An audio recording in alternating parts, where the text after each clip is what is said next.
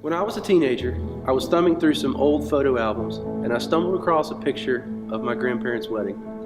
In it was obviously two happy people, but there next to my granny's leg was a small toddler, my mom. I was confused at this, and my grandmother told me a story that I will never forget. When my grandmother was in high school, 3 boys jumped her and physically assaulted her.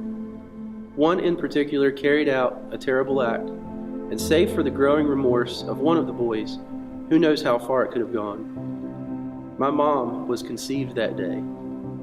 I cannot fathom the ridicule and shame and heartache this caused. Being as it was in the early 1950s, imagine the looks, the gossiping, and the problems this caused.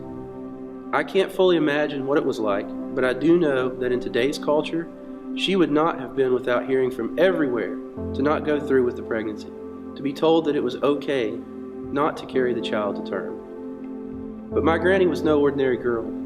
She was one of the strongest women I've known, and she braved all of the terrible shame, degradation, and disgrace, even from her own father, who said, "Don't bring that child back home," as she went to deliver at the hospital.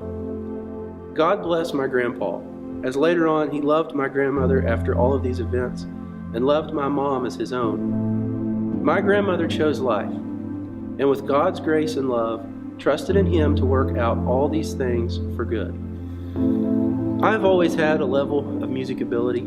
Growing up, learning piano and music theory, it just seemed to come natural. I could feel rhythm and play by ear. I've been able to pick up several instruments along the way and been able to play them at least fairly well. Music is like a second language to me. Aside from God's blessing, I know that I received my talents and gifts passed down to me through my mom. Throughout the years, she's been able to sing in trios and gospel groups, record albums, and tour area churches spreading the gospel of Christ through song. I'm confident in this fact because no one else in my family has any music ability whatsoever.